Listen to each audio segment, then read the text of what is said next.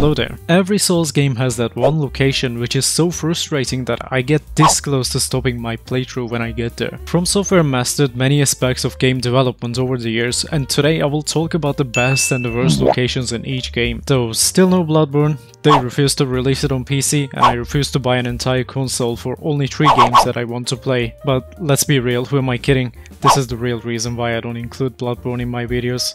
Alright, let's go.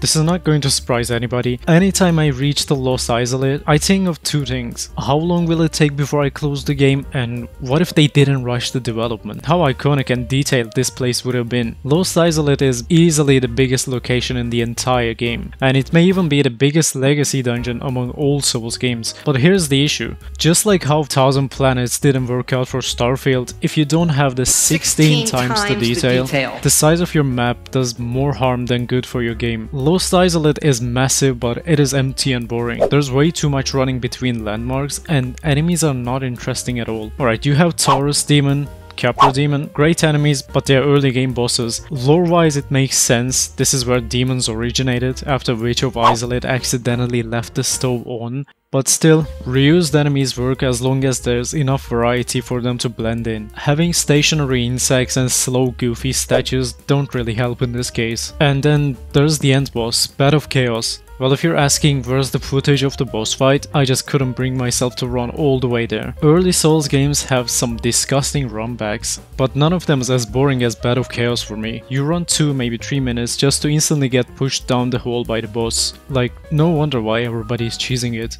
Long story short, massive empty area with reused or boring enemies with a frustrating gimmick boss on top. I have no doubt they did their best with the limited time they had, but still, it is the worst area in the entire franchise.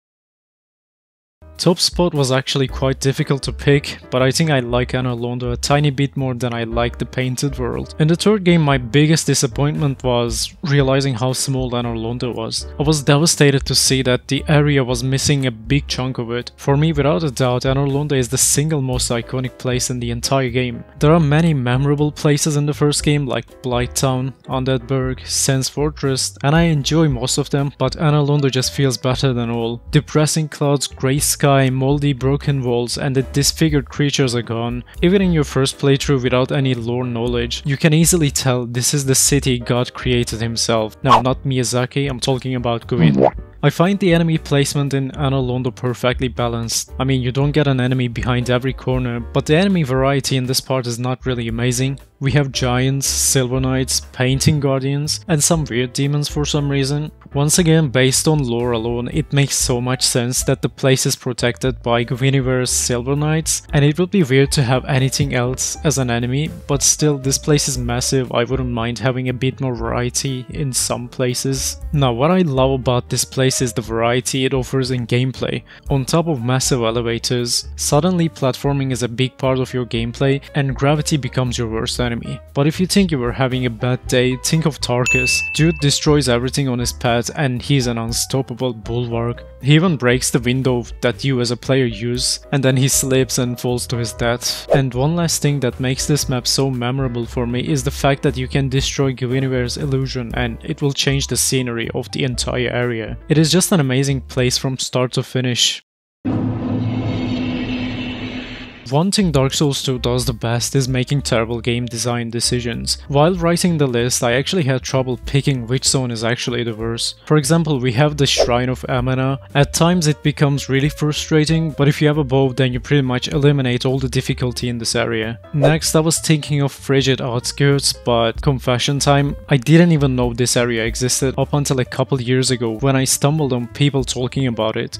I finished this game maybe 50 times and I wouldn't know Frigid Outskirts existed if I didn't see it online. Once again, in theory, this area works. It is exactly what it's supposed to be. An empty frozen wasteland. This is how far people exiled from the city make it before they are put out of their misery by King's pets. Maybe From Software wanted to show how dangerous and deadly outside of the walls are. but it still doesn't work. It is still an empty, boring map that contributes nothing to the DLC and to the game itself. I finished this game so many times without knowing this part existed, and I didn't miss out on anything. Even the boss at the end is just copy-paste of the same boss you fought earlier in the game. But as I said, this is an optional area, pretty much everybody skips it, so I will pick a base game map as the worst area of Dark Souls 2. It is the Black Gulch. I just hate this place so much. It is so small and linear, but trust me, it is actually good that you can run through everything and be done with this place as soon as you can. There are statues spitting poison every 2 seconds. If you want to slow down and look around, well, good luck, you will be constantly under attack. This place actually punishes you for trying to explore the corners. Not only that, there's nothing really going on in here. We have 2 types of insects, and there's a small cave with some giants. This is the entirety of the enemy variety. Sadly, there's not a single redeeming feature of this place. Frozen Helium Lois is by far the best map in all Dark Souls 2. Design is on par with some of the newer From Software games. This DLC always holds a special place in my heart. Ivory King and Alsana have an amazing lore, and it plays a major role in the existence of this entire place. Helium Lois is a city built at the gates of hell. Ivory King watches over the entrance of chaos, and his city is built entirely with the intention of trapping demons within the walls. When you first arrive at the city, you will be greeted by the massive walls. This is some of the deadliest environments you can find in Dark Souls 2, yet it looks so peaceful and beautiful. Entire city is so quiet and almost frozen in time. Enemies don't have a lot of new animations, but Crown of the Ivory King comes with so many new enemy types that all fit to the setting perfectly. There are giants that are powered by the demon's souls taken from the slain demons. There are frozen knights, sorcerers, and animals. Dark Souls 2 may have cut corners in many development choices, but Helium Lois always felt so detailed and well designed. DLC comes with an optional mission that lets you find and recover the frozen knights so they can join you in your fight against chaos. This is a great addition to exploration. Overall, I love Helium Lois because it has an amazing lore, the coolest setting in the entire game, perfect atmosphere, and a massive city to explore. It ticks all the boxes and it is almost a perfect map. Dark Souls 3 is the safest Dark Souls game From Software made. It rarely takes risks and stays away from the controversial designs previous games made. That being said, this game doesn't really have a bad area, but some disappointing ones. I will put Profaned Capital here because it feels like they planned so much more for this place but then settled with a single tower in the middle. Obviously you can't expect everything to be perfect and they have to cut content due to budget or deadline issues or whatever it is, but when I first heard about the Profaned City, also known as the City of the Sin, I had some huge expectations. I was hoping to get a whole underground city just like Sholva from Dark Souls 2, but turns out the best we could get was 2 bridges and a tower in the middle. In Dark Souls 1, Lost Isolate was the rushed empty area, and in this game Profaned Capital feels the same. I swear anytime Chaos Flames are involved in a location, it somehow makes the developers rush and skip that map. But once again, it's not a terrible map, it just feels like a wasted potential. I spent hundreds of hours doing PvP in Dark Souls 3, so Ring City is easily the place I spent most of my time playing this game. Naturally, it comes with so many great memories, so I'm a bit biased towards this location. Lore-wise, this entire city shows you the dark side of Gwyn. He traps an entire civilization at the end of the world, locks away his daughter until the end of time in hopes of preventing a revolt. My only complaint with this place is the city itself being a bit too linear. Compared to some of the Dark Souls 2 cities, you don't really have a lot of different paths and streets to explore. Instead, you're walking through a straight line. However, Ringed City still feels amazing to explore. The architecture, atmosphere, enemy design, everything feels amazing. When you first set foot in the DLC, you are greeted with a Judicator. These giants enslave those who come to Ringed City with evil intentions. It is an amazing enemy type that we have never seen in Dark Souls before. After a fresh puzzle section, you are free to explore as you want. With the addition of midair, flying around, city feels alive and really chaotic at times. There's just so much to do and explore in this city, and as you progress you learn more and more about the overall lore of Dark Souls. It is my favorite place in this game, but if it had a bit more branching paths within the city, it would have been easily a 10 out of 10 map. I will be straightforward in this section.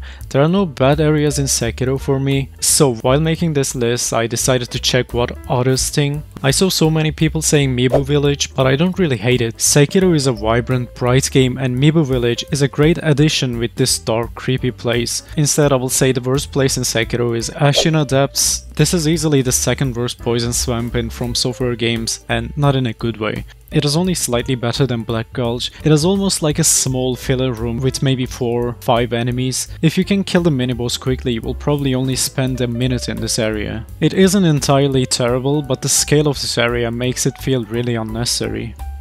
Fountainhead Palace is easily the most beautiful area in the entire game, and you have to agree with me right now.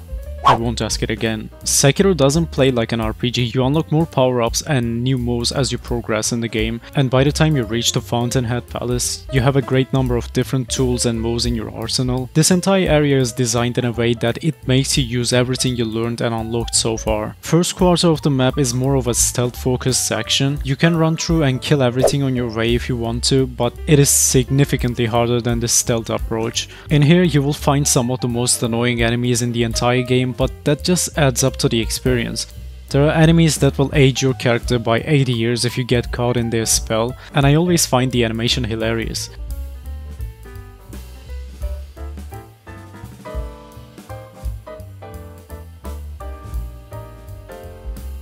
Then there are these dudes. They're really powerful but also really fun to fight against. Enemies in this entire place feel like powerful elite enemies rather than filler trash mobs in between bosses. If you make it to the other side of the water, you will find some of the hardest enemy encounters in the game. Once again, game is asking you to use the tools to take down the enemies properly. Spamming light attacks and then trying to block is heavily discouraged in this area. Overall difficulty is quite high, and I see why some people might not like this place, but I love it when the game requires you to use the mechanics it taught you maybe 10-20 hours ago. Once you kill the mini-boss of this area, it gives you access to an entire underwater section. Fountainhead Palace is already massive, and as you go through, it keeps expanding. Every now and then you will find yourself fighting against a mini-boss from earlier, but overall this place feels fresh and massive. To summarize, visually it is the best looking area for me. Bit difficult at times, but easy to overcome if you use what you learned earlier. Just like some of the previous games, Elden Ring doesn't really have a bad area, but rather it has areas that fail to live up to their potential. With the design choices they made, you can tell From Software was so confident of their game design that they removed a lot of time-stealing features entirely from Elden Ring. Thanks to Stakes of America, there are no annoying boss runs, but this only works because map is so well designed and polished. There are a lot to do and explore in every corner, so running between the boss and the bonfire 20 times is not an acceptable form of gameplay for From Software anymore. That being said, let's talk about the worst area based on design choices. It is Redmane Castle. I said it in the Dark Souls 1 section of the video. Lore and setting should never be a reason for lazy design. In Elden Ring you can visit Redmane Castle in 2 different time periods. One is regular eventless part where you will find some enemies guarding the castle, and the other is during the Radahn Festival. Now if you go there during Radahn Festival, there will be no resistance and you will teleport right to the main entrance where you can talk to the NPC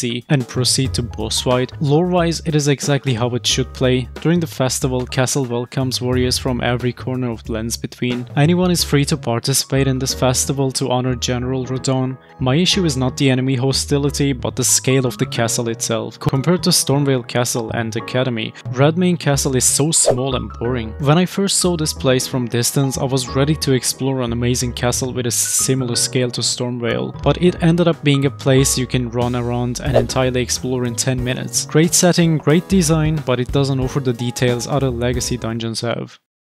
Elden Ring has way more than just legacy dungeons. Each area offers a unique region to explore. I will talk about the best legacy dungeon in Elden Ring, but I want to quickly mention my favorite region in this game. It is Siofra River. Seeing this map for the first time was a pure joy. I was so happy that I found an entire area that I can get lost in for hours.